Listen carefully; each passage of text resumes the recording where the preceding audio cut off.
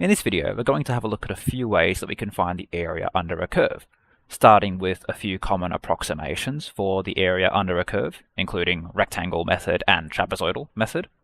Then we're going to move on to how we can find the exact area under a curve through finding the definite integral. Enjoy. Okay, let's begin. So, continuing the theme of the previous week's class 2, we're going to look further into more specific applications of integration. What you'll find pretty quickly is that integration, or anti-differentiation, is very closely related to the area under a curve. Before we get into specifically why integration has everything to do with area under a curve, we're going to look at a few ways in which we could begin to estimate the area under a curve, assuming we didn't have an understanding of calculus. So let me just double check the screens. Yep, those are all good. Awesome. So one of the ways you can estimate the area under a curve is through rectangle approximation. The whole idea here is you take the curve that is an unknown area shape, right? Like find the area under this cosine. Kind of hard to do. It's not like a shape that we can just say area is this times this or whatever. But what we can do is draw a whole bunch of rectangles underneath that shape and then do the areas of each of those because we know the area of a rectangle. It's just length times width. So the basic premise is draw a bunch of rectangles under your shape, each of which have their corners intersecting the line or the curve that you want to find the area under, and then you just add up all of those rectangles together. That's effectively the entire idea. I even have a demonstration of that over here, which is effectively the more rectangles you use, the better the approximation is. So you can see if I use quite large rectangles, all of this orange stuff is stuff that we shouldn't be grabbing the area of, right? Or at least we're not grabbing the area of. Like it's underestimating it over here, here, and here, and it's overestimating it over here. However, if you compare that to the error on the right-hand side with much thinner and more often rectangles, you'll find that the amount of error in that is a lot less. So the basic idea, use many thin rectangles if you want to improve your estimation of that area. We'll see more in detail why this relates to integrals. But for now, this one was actually pulled from a past exam question, one of the VCAR exams. So very, very applicable to what you'll actually do in the final exam. We have our curve. We have 3 equally spaced rectangles. You can even read off the x and y coordinates off of each of these. So if you want to complete your estimation of the area, we need to find the area of all of these rectangles. This one has a width of pi over 6 and a height of 4. You could either read that off of the graph, or if there wasn't a y-axis here, what you could do is actually just sub your x-coordinate into this function, because the whole point of this is that your line intersects the curve at that spot.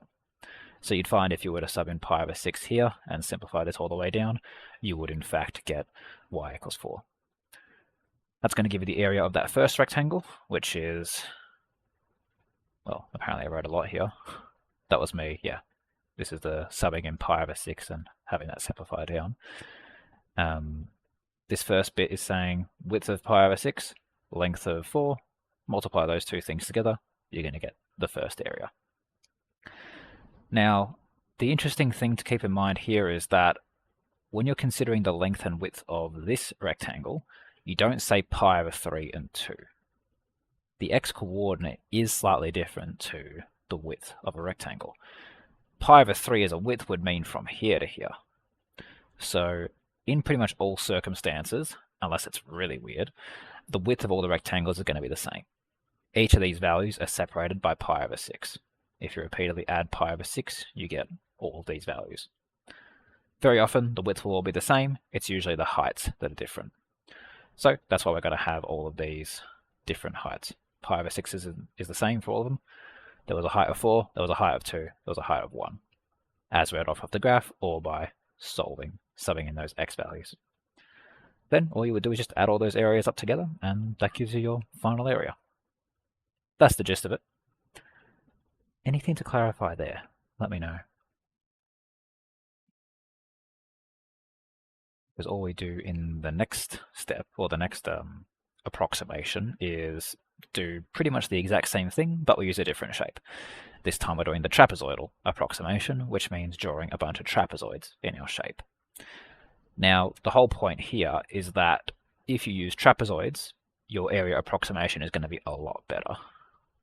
If you just look at what we're seeing here for trapezoids, I mean, there's barely anything that's been missed here. And so it ends up being a very good approximation of the area under a curve without having to use a whole bunch of rectangles. So basically just a more efficient shape. Fundamentally, it's the same thing. So one way you could do this is just know the area equation of your trapezoid. So it should be a plus b over 2. Where is it? I mean, that's what that's supposed to say. If I pull up, where's the... There you go, that's a bit better. The basic area of a trapezoid, a plus b over 2 times h. Only thing to keep in mind is that we're basically shifting our trapezoids 90 degrees rotated. So this is one that's what you would probably normally come across. If you compare that to the trapezoids we have here, it's like it's been rotated 90 degrees. So for example, this would be A, whatever that length is. This would be B, whatever that length is. And then your H, since it's rotated horizontally, is actually going to be your width. So fundamentally, you would just do that 4 times, and that gives you your answer. So each of these have a width of a half. That's going to be our delta x being a half. To get all those a and b values, again, those are coming from the intersection on this curve. This time there is no y-axis, like numbers on the y-axis, hence you're going to have to sub in your x coordinates into the function to achieve those heights. That's what this bit's all about. We had x equals -1, x equals -a half, 0, half, 1. That's all of these x coordinates. Sub those in, you get all your y values, which are each a and b of their respective trapezoids. And then you just, if you're doing it that way, you're going to have, keep in mind that the points kind of double up. So to highlight that, if you consider this trapezoid here, you're going to have, let's call this A and this B. You're going to have an A value here and a B value here. But when you consider this trapezoid, the B value of the previous one actually became the A value of the second one. So you've got to be aware of, if you're using that method of doing it, keep in mind that you're going to be doubling up on the points a little bit. That's why we're going to have 1 and 7 over 4, and then 7 over 4 and 2. 2 and 7 over 4. The value of the previous is getting used for the value of the next. You should also expect these to be relatively symmetrical, especially if it's a parabola, right? And so that's why these are all going to be pretty much, I guess, to minimize the amount of effort you put in, if you can see that your shape is symmetrical about whatever interval you're doing, then maybe consider just doing 2 of these and then doubling your result. But that's up to you. Point being, that's one way of getting the area there. I know we have a few late joiners. Is there anything I need to re-clarify there? Or did you jump in at a decent enough time? Maybe could you clarify it again, please? Yeah, that's fine. So the whole goal here is to approximate the area under a curve. Getting the area under a quadratic like this, kind of hard. Now, we do have calculus, and calculus can help us do that, which we'll see a bit later. But point being, let's pretend we live in a world that there's no calculus. We need to figure out how to approximate the area under a curve. And so all we're going to do is draw a bunch of shapes that we do know under this curve, and then use those area formulas to approximate what the area would roughly be. So we know that we can just draw a bunch of trapezoids underneath this curve, find the area of each trapezoid, and then add those all together. Everything from there was just figuring out how to get the width and how to get the A and B values of the trapezoidal formula. So getting your A and B values, they just come from subbing the x coordinates down here into the function to get the y coordinates. because the y coordinates will be the total heights of all of these. And then you just plug into your area formulas.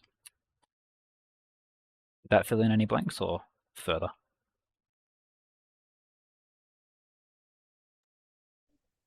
I think that should be fine. Sweet. Okay, so that's one way of doing it. You just look at the trapezoids and then add up all those areas, fundamentally. Now, in your formula sheet, you do get a slightly different equation. Let me see. Actually, I should probably pull one of those up. One moment while I grab that. In your formula sheet, you will have at the very bottom. No, of course, I picked the one exam that doesn't actually have it because the formula sheet did in fact change. All right, let's fix that up.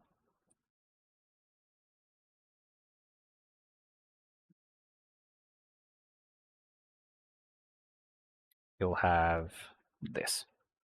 So this is your trapezium approximation for area. They've chucked a whole bunch of terms in there. I'll explain where this came from. That way you've kind of got two choices. One is to go off your own memory and do the trapezoids. The other is to rely on the formula sheet. That way you don't have to actually memorize anything else, but it does mean you have to know what this equation is even saying. So let's dive into where that even came from. It is fundamentally the same thing. So what we're going to do is we're going to say, okay, our trapezoidal approximation is basically the sum of 4 separate trapezoids. All right, so here's with those different coordinates, A1, B1, so on and so forth. One of the things we do every time we do this is we have the same width, or in this case, h, since our trapezoid is inverted. So because all these are the same value, we can actually take that out the front. Same thing with the divide by 2. We can also take that out the front. So we're just doing a bit of factorizing so far. Now, the other interesting thing is that, if you recall, the b value of the previous trapezoid is in fact the a value of the next trapezoid. So instead of having a1, b1, a2, b2, so on and so forth, b1 is the same thing as a2. b2 is the same thing as a3. So we're just going to replace b1 with a2, b2 with a3, so on and so forth. That way we've only got one more variable. Well, we've decremented the number of variables that we have to watch out for. From there, a bit of collecting like terms. What you'll realize is that everything in the middle doubles up. That was kind of the whole point of them sharing values. And then everything on the outskirts, that's only going to have 1 for its coefficient because there's only one coordinate which corresponds to that trapezoid.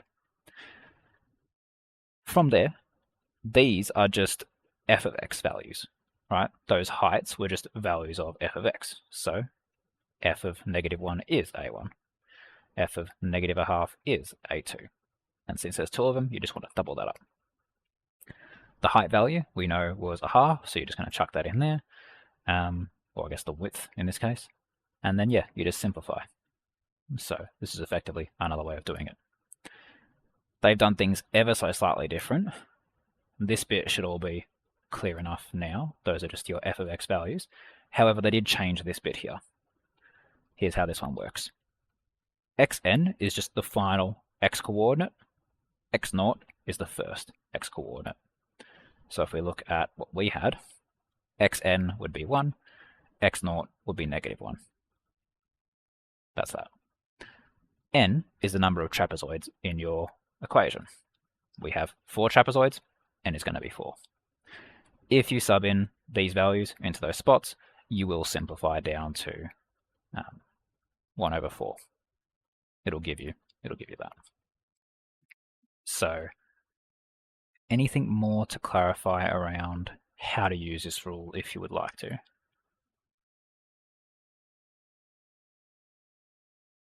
I'll take a sip while you think.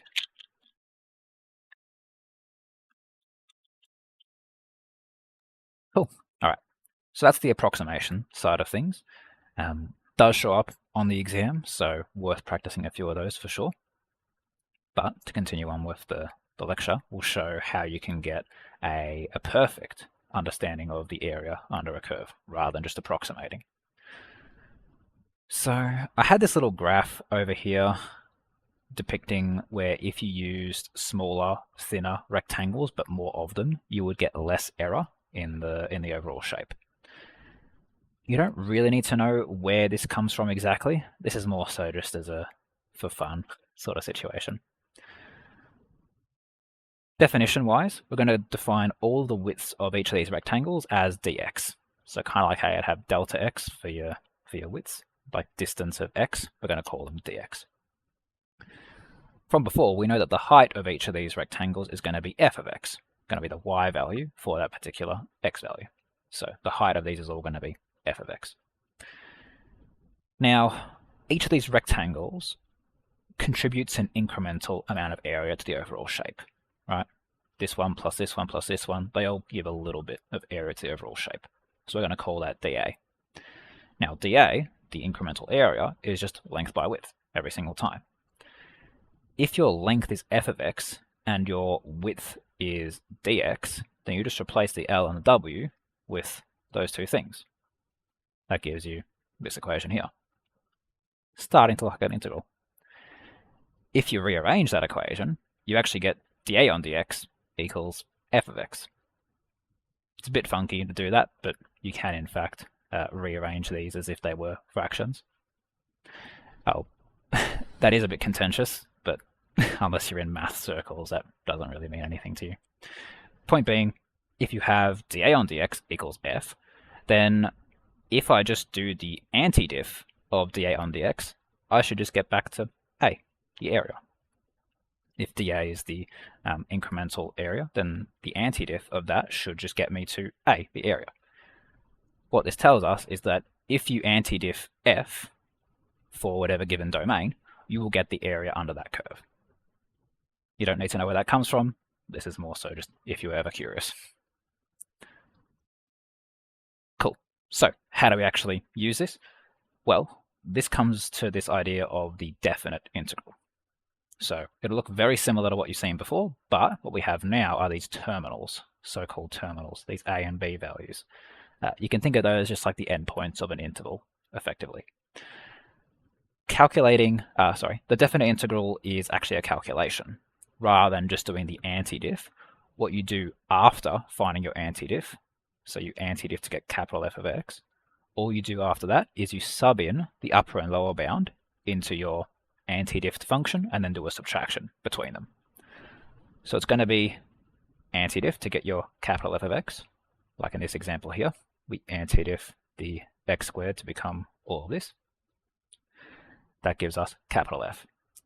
From there, we do capital F of top minus capital F of bottom. So in this case, capital F of 4 minus capital F of 2. You can see they're color-coded there. It gives you a big, nasty equation to simplify. A lot of the time it is kind of big, so I'd recommend putting brackets around things to sort of separate the terms. So like capital F of 4, for example, is that entire bracket. Capital F of 2 is that entire bracket. That just makes sure you don't like miss any negatives for where they should go. It also doubles as an effective way of remembering what f of 2 and f of 4 actually are, because what you'll find in more complicated scenarios is that you might actually need to reuse that term. So if you've locked them away in brackets and then simplified them all the way down before getting rid of the brackets, then you can actually reuse that working out later on down the line should you need to reuse capital F of 2 or capital F of 4. Every single time you do this, the plus c terms will cancel out. So one of the things you can do here, and in fact what is pretty much convention, is to simply just never write them to begin with in the definite integral.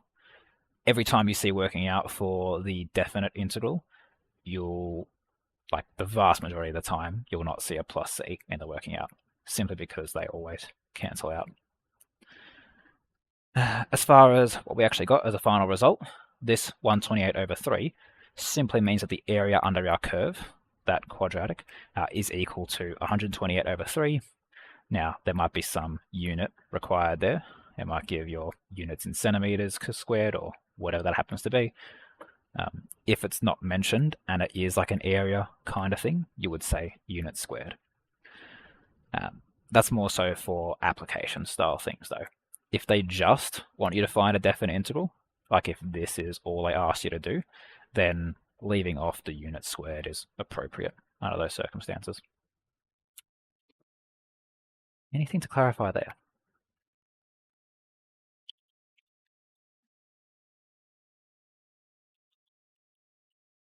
Okay.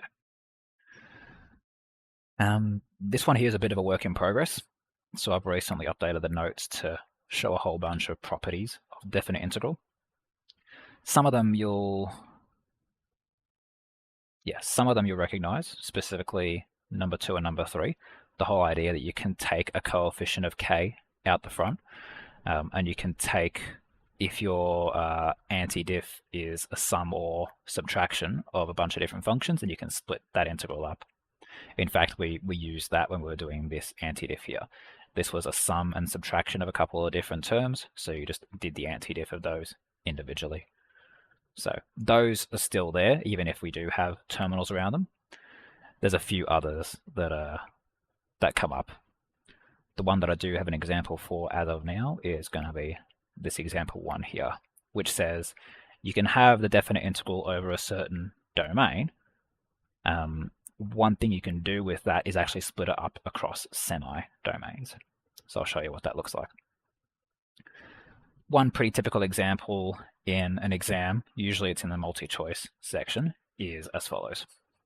So we're told the definite integral from 1 to 6 is going to be 7. We're told a related integral, so 1 to 4, not all the way, is going to be 2. And we want to figure out 4 to 6.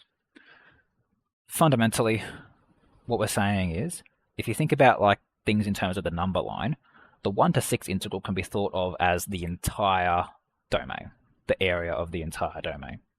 So one of the things you could do to make life a bit easier is just draw that on a number line. You can say that, okay, from 1 to 6, that total should sum up to be 7. That's what that means. We can actually do the exact same thing for the second one, which is from 1 to 4, that total should sum up to be 2. Cool. Now, the one that we're trying to find is 4 to 6.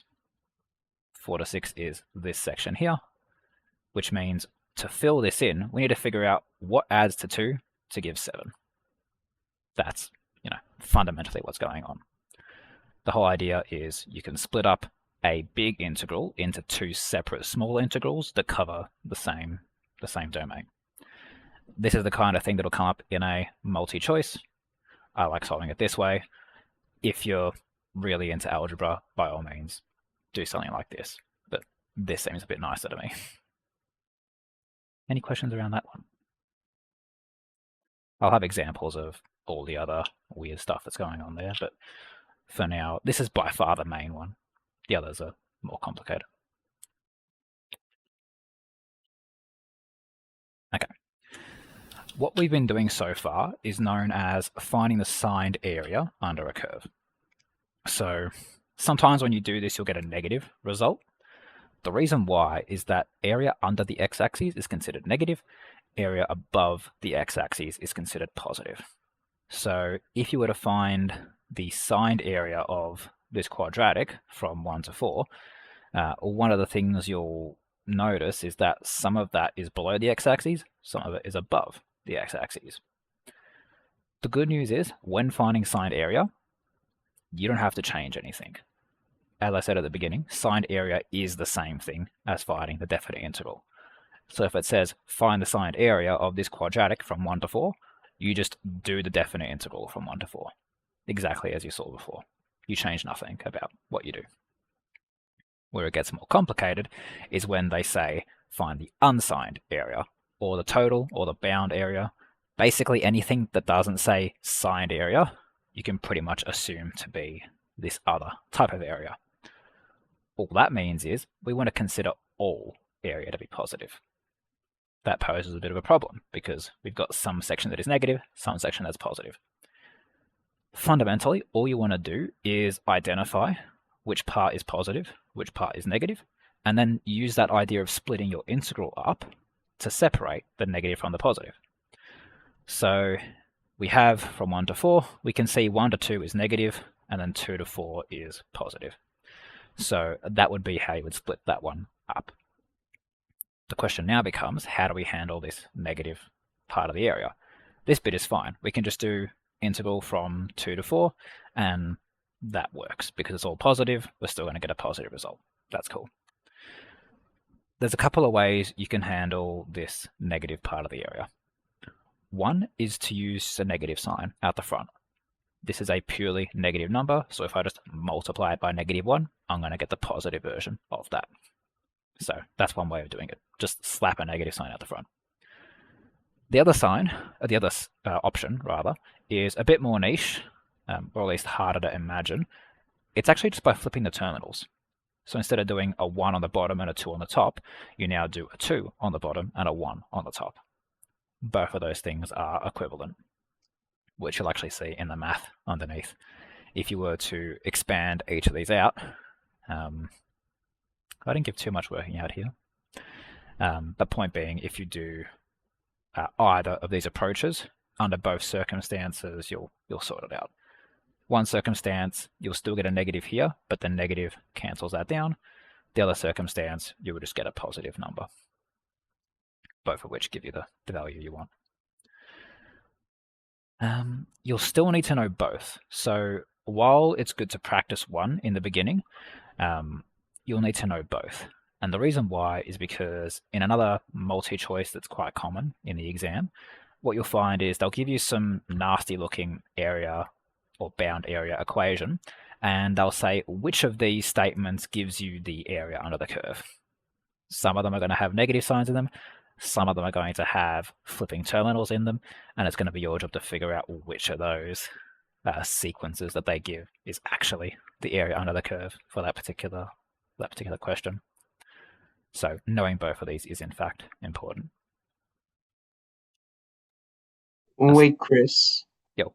Oh yeah, I have a question. So, if we're trying to find if it's an unsigned area, why do we still need like the other like the 2 and 1 integrals like for this example? Why can't we just use the 4 and the 2? Oh, sure. Okay. So I guess I'll refine my definition of unsigned area, which is that you want to consider all area in that interval to be positive. It doesn't mean only look at the positive part. It means make sure everything in there is now positive. Bit clearer? Okay. Yeah, yeah. Yeah, Okay. because if we just wanted the positive part, then by all means, yeah, we just grab this. But unsigned area specifically wants us to convert all negative into positive. Okay. That's about it, really.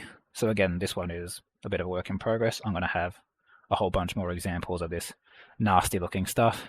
It's pretty niche, so it's not super important there. The ones that are the main ones you need to keep aware of are the 1, 2, 3, and 4, which we've seen all of. That was the last one we just did was an idea of this. Yeah, we'll leave this.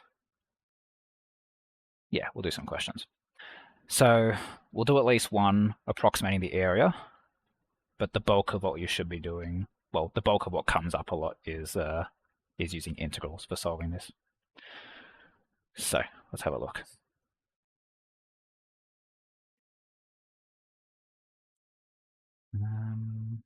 Oh yeah, by the way, these get nasty. The exam will give you maybe 3 area sections to solve. The book, for whatever reason, decided to give you 10. And so don't do those unless your teacher is forcing you to. Just stick to the ones that are like this. 4 little sections, maybe this if you really wanted to push yourself. Don't go with all this stuff. This is ridiculous. Okay, let's try one of these. So this is a trapezoidal rule kind of question. I'll get the phone back open so we can do some handwritten bit. In the meantime, have a think about how we would start this one out.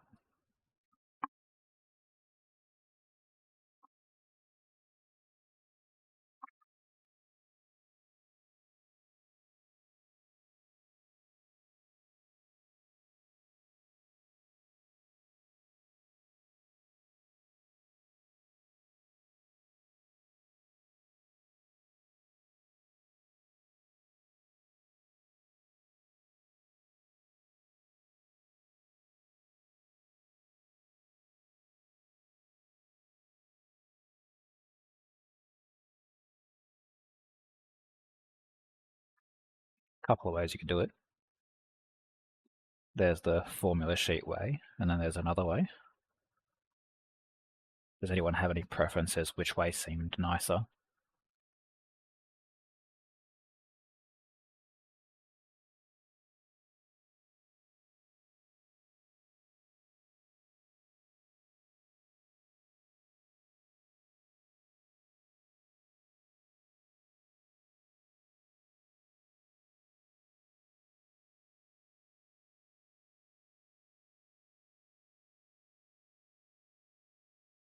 This is probably one we should do live. Well, this one, I just like added the area of the shapes. Yeah, added the area of the shapes, absolutely. Does that mean you've finished adding the area of the shapes, or I'm almost there. almost there? Okay.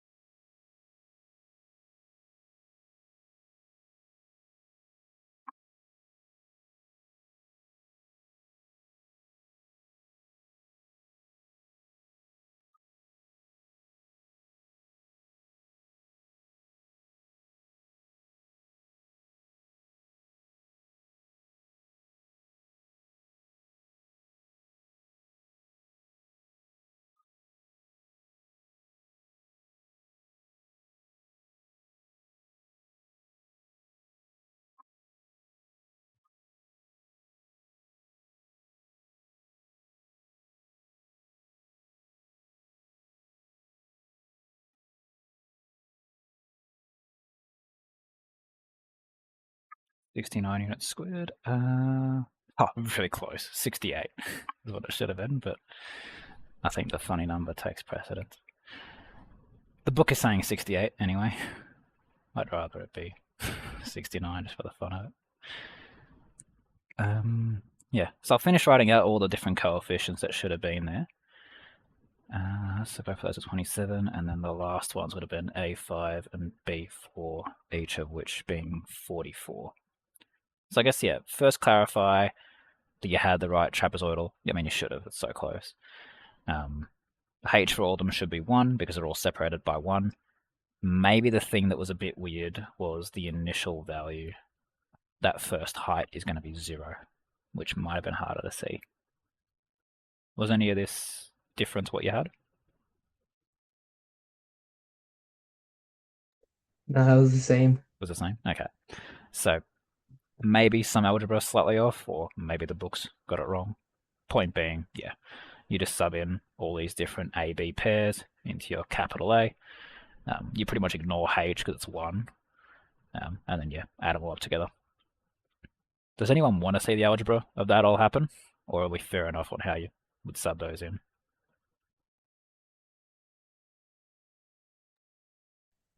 It's all fine.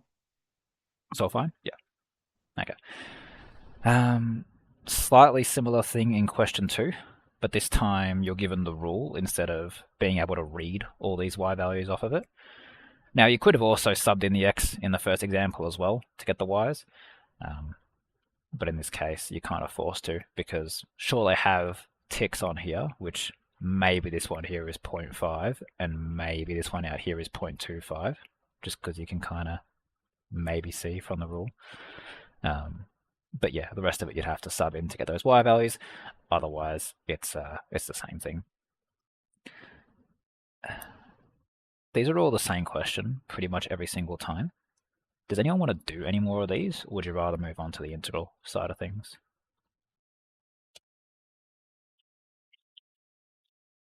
I reckon if you can get one of these, then you should be able to get pretty much all of them, or at least be able to self-correct. Wait, so Chris, for question 2, do we just like sort of like try and approximate the height by looking at him? Not approximate. So this one here, you've got the curve of y, and the curve of y is told to you as 1 over x plus 1. Now, our goal is to do a trapezoidal rule here, which means you need to know this, this, this, this, and this. You need to know all those heights. Those heights are just y values on this function. Specifically, they're the y values when x equals 0, when x equals 1, when x equals 2, and so on and so forth. So if I wanted to get the height at the x equals 1 spot, for example, I just sub in x equals 1 into my function, which if I do that by hand, you're going to have y equals 1 over 1 plus 1. Y equals, oh, don't know why I did it that way. Y equals a half. Which kind of lines up. You can kind of see how that 0.5 is at least close enough to what that was. But I wouldn't rely on that. I would, in fact, just sub in the x values in there. Clear enough on how you get the rest of them? Yeah, cool. Thanks. Sweet. So yeah, that should be enough for you to self-correct the rest of those yourself. Remember, one final warning, don't do these. These are stupid. Anything more than like 4 is just... yeah.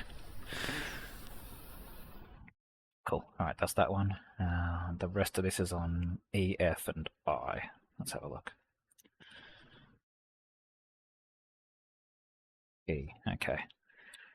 Yeah, this is the talk about signed area. We're going to make sure it's all positive.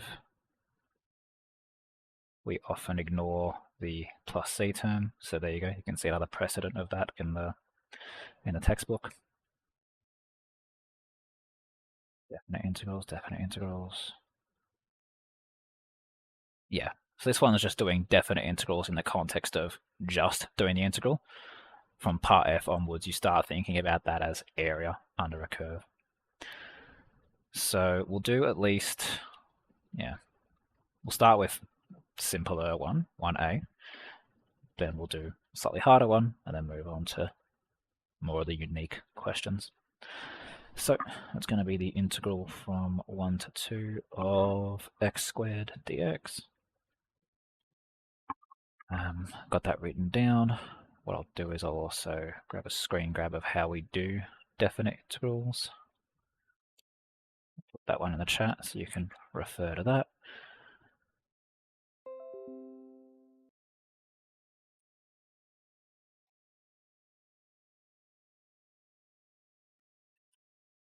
And this is 1a.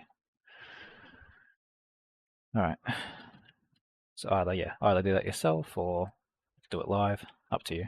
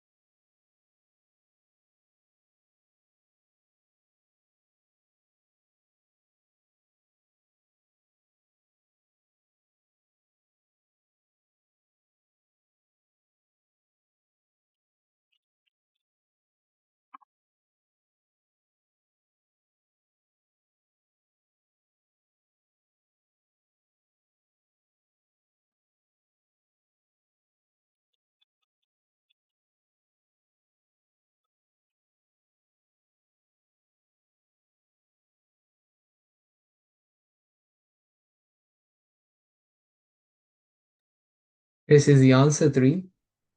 3 is a bit big for this one. Okay, let's walk through it. So first thing you have to do would be capital F of x, What'd you get for your antidiff, capital F of x? I got 1/3 times x to the power 3 Yep. Okay, plus c. that one's good so far. And then the next thing you would have had to do would be capital F of the top value minus capital F of the bottom value. So, Oh, I added them by oh, accident. you added them. Okay. Yep. Understood. So here's the thing. If you're using brackets correctly, like I suggested, this fix shouldn't be that bad for you to do. So there's another little benefit there if you make an error and you catch it.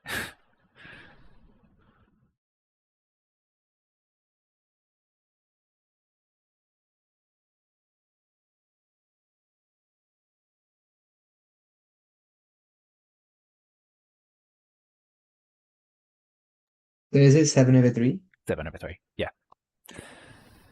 Yeah. So fundamentally, you're just subbing x equals 2 and x equals 1 into both of those, and then solving from there.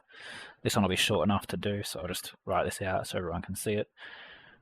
1/3, 2 power of 3. I would still put that in brackets just so I know which one's which. And then 1/3, 1 to the 3, 2, 4, 8. So this one's 8/3. This one's 1/3. Therefore, 7/3. You would not give units squared for this one because it wasn't in an area type of context. That's more so for the previous chapter, for the next chapter rather. Cool. That's a simple example. The only complexity that comes with these is the complexity of the def of the anti-diff part.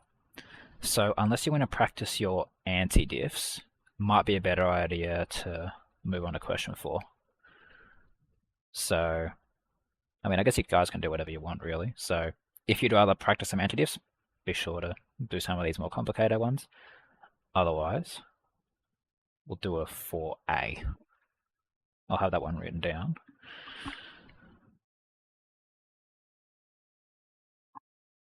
In fact, yeah, I'll put it in the chat. Got to remember to do that. Okay, 4a, a little bit tougher because now you don't know what the function is.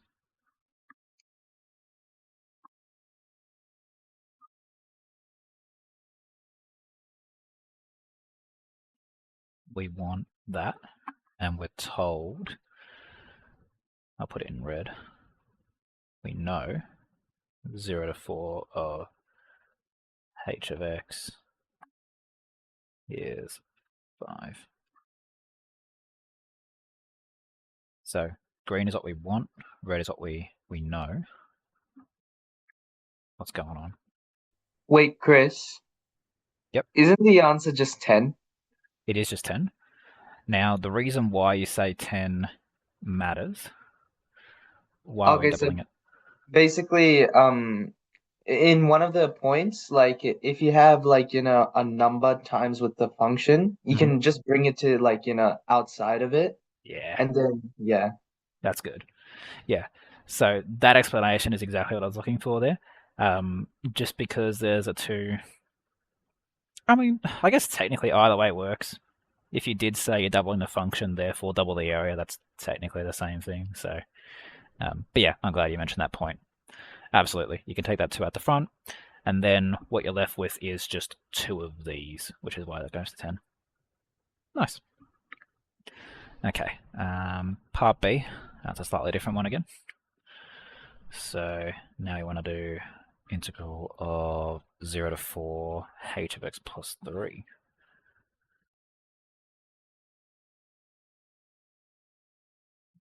Let's write that a little bit better.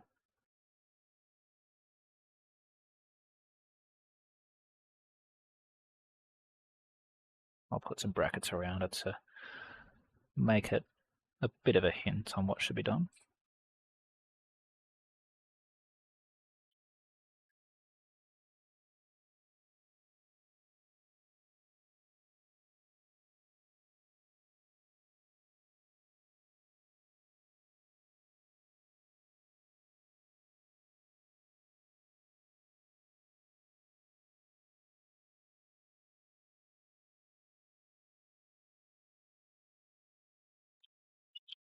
It's when we sub in like F2, right? Like no, When like when we sub in 4, Mhm. wouldn't that just be like wait, hold on. So when we sub in the upper bound, which is 4, Sure. like do we just do h of 4 plus 3? See, there's the thing, is that the first step of any definite integral is to antidiff what's on the inside. So if you remember what we did up here, the function little f of x would have been x squared, but we don't actually sub it into that. We sub it into capital F of x. The challenge here is we have no idea how to antidiff this, right? You could call it capital H of x plus 3x if you wanted to, but you still run into an issue where you need to find capital H of 4. We don't know what capital H is, so we can't really achieve that.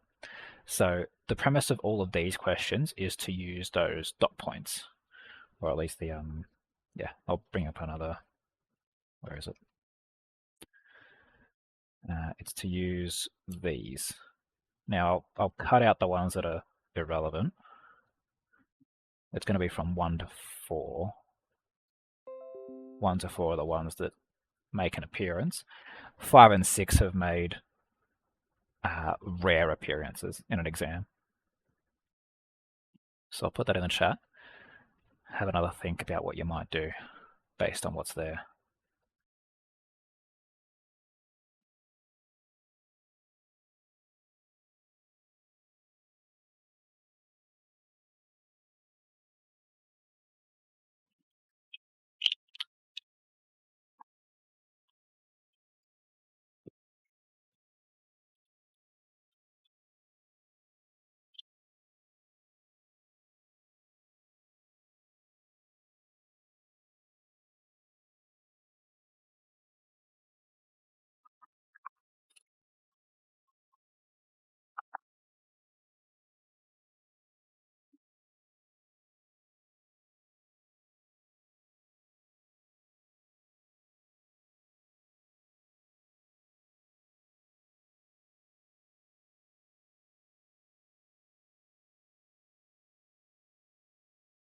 Any thoughts on which bullet point might be applicable?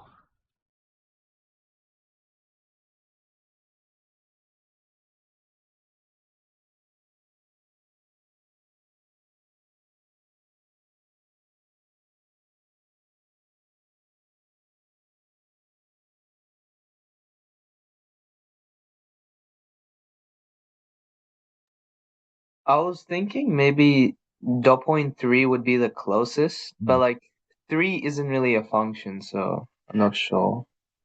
Well, I mean, you are right in that it's 3. So I guess I want to clarify what's the concern, because what this says is if you have a sum of functions, f and oh, you're saying the constant 3 isn't a function. Yeah, yeah. Um, fair enough. It is. It's just the function y equals constant. So you can plot that on an xy axis, and for that reason, because definition of function just means, or what is it specifically? Uh, every x has only one y, well, one x maps to one y, and for that reason, 3 is technically a function. So yeah, you do in fact use that. In fact, you use this. Okay. We did use it in the previous example, which was when you antidiff this, you go term by term. That property there, that third bullet point, is what you actually use to do this. You just do it implicitly because you probably were just told do it term by term rather than being shown that specific bullet point. So that constant there gets antidiff that way. Yeah, you do in fact use that third bullet point. Okay. Yeah.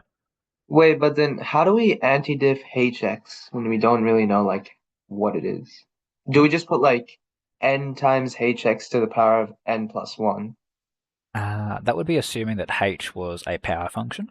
So I'll show you what you actually do under these circumstances. So the bullet point tells me that I can split these up into 2 separate integrals, and the way that works is as follows. You go integral of 0 to 4 of h, and then because there's a plus here, you put a plus of 0 to 4 of 3. Now, This is purely numerical. We can solve that no problem. This should look familiar at this point.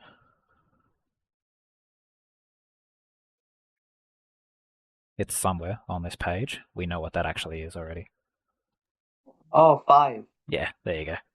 So we don't actually have to do anything with this part once we've isolated it because we already know that it's 5. Okay. So that bit comes to be 5, and then the question now simplifies down to just do this definite integral. So that shouldn't be too long. I'll let you guys finish up that second one, and then yeah, just add those two things together.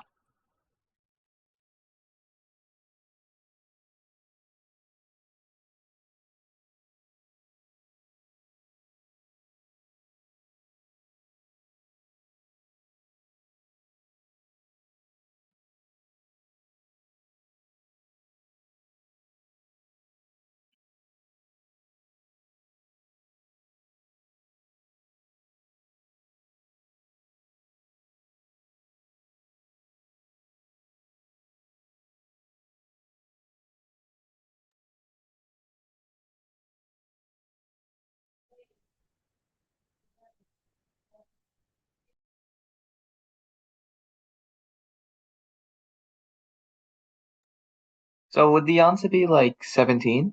17 is correct. Yeah. Yeah. If you do the definite integral of this one, you'll get, I'll call it capital F of x. So capital F of x, 3x. You can put your plus a there if you want. Capital F of 4 minus capital F of 0. That's obviously just 0. 4 3s are 12.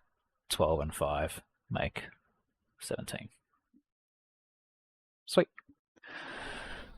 Okay, that's that one. Question C has a quick answer, but you might need to find how to get that quick answer. So, yeah, I can do a copy of this.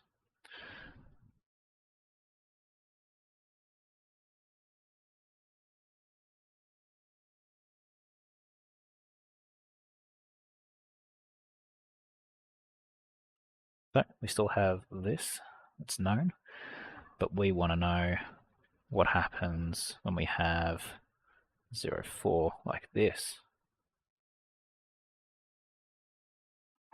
What's that going to be? Is it -5? It is -5. Why is that? Because like the I don't know what you call it, like I think the integrals are like switched. That would like reverse the sign. Yeah, precisely, that's what it does. So the if you reverse the terminals of your integral, that's the dot Yeah. point 4. I mean, dot point 4 is kind of written as like an equivalence between these two things. But yeah, basically, reversing the terminals will make the integral negative. That integral is, of course, 0 to 4, so you just chuck a negative out the front. Wait, Chris, when you reverse it, is the negative sign like, is it necessary to put a negative sign there? If you So want like it to be when it's equivalent, like B and A. yeah. If you want to draw an equal sign between these two things, like for example, I'll highlight this. You said that the answer to this one was -5, which is correct. If I want to put an equal sign between these two integrals, I can't do that just yet because one is 5 and one is -5. And so I've got to compensate that by putting a negative out the front of one of these. Oh, okay. That's Oh, what okay. that's saying. All right. Yeah, I wrote that way for a particular reason because it is worth. There was a nasty-ish kind of thing that that used both of these at the same time, so it's worth understanding the nuance there. But okay, that's that. Whoops, kill too much of it. Okay, that's that one. Part D is a rehash. Part E is a rehash as well. And yeah, they don't actually give any examples for numbers 5 and 6. Those are apparently exam domain. Cool. Alright, that's pretty much as far as that goes. Everything else is just harder and harder anti-diffs. Here's a few examples of doing areas. I guess it's worth pointing out sometimes, like if you have straight lines, You don't necessarily even have to do the definite integral. Like this here, if you want to find this shaded area, that is just a trapezoid. And so if you wanted to, you could just do the trapezoidal rule there, which is what they've done here. They've said, okay, here's the integral version of that, here's the trapezoid version of that. So sometimes you can get away with that depending on what the thing is. This one, not so much. This one's got curves in it. These are not triangles, or at least not good enough triangles. And so you can't quite rely on that. Yeah, there's another one. Exact area. Do I have that in my notes as well? No. Okay. They have so many different names for the area where everything is positive that it's basically just, if they don't say the word signed area, assume that it's total, that it's only ever positive. And you can see they've done that here, right? They've got this section from 0 to 2 that is negative. They've got this section from 2 to 3 that's positive. So the way they handled it was put a negative sign on the 0 to 2 bit. The alternative would have been to flip the terminals. Okay, let's see.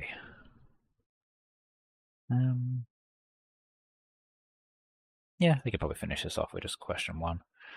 So first things first, sketch the graph, and then find the, we'll do both.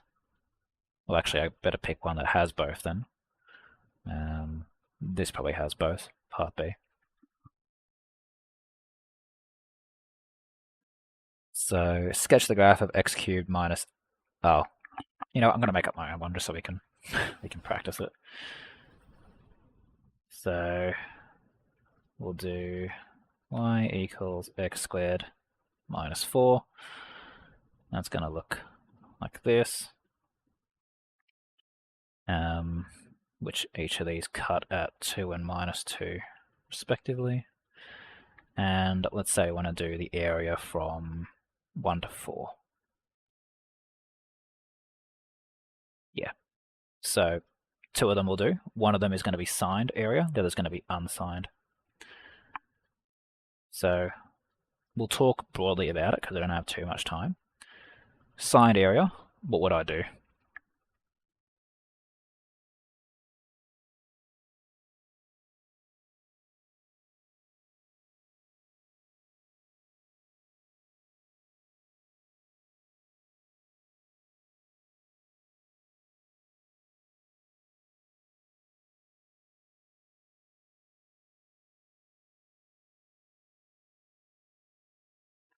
I just realized this is probably the same example in the book. Oh well. Would you want to see like the area below the x-axis? Well, for signed area, it just means the definite integral. So signed means consider both the positives and the negatives involved. So for signed area, you're simply doing integral from 1 to 4 of x squared minus 4. And you just evaluate that. Signed area, you do nothing differently. Unsigned, you have to handle that. So with that in mind, does anyone remember how we handle unsigned area? A couple of ways.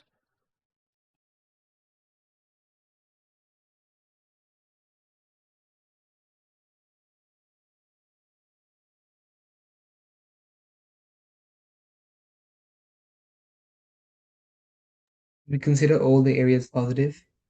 We consider all of it as positive, yeah. Now how do we actually achieve that? Can we like flip the terminals of the area that's negative? Yeah, precisely. So one of the first things you'll do is sketch or otherwise picture the graph in your mind. You'll figure out, yep, this section in here has a negative area. This section over here is all positive. So, I mean, the example's literally in the book. I forgot that I did this exact one. So I'll just pull it up. Yeah, so you can either put a negative sign on that or you can flip the terminals. Either which way you want to go about it is up to you. You'll need to know both. Cool. That brings us nicely to time there. So if there's anything I should clarify, please let me know. Otherwise, take care.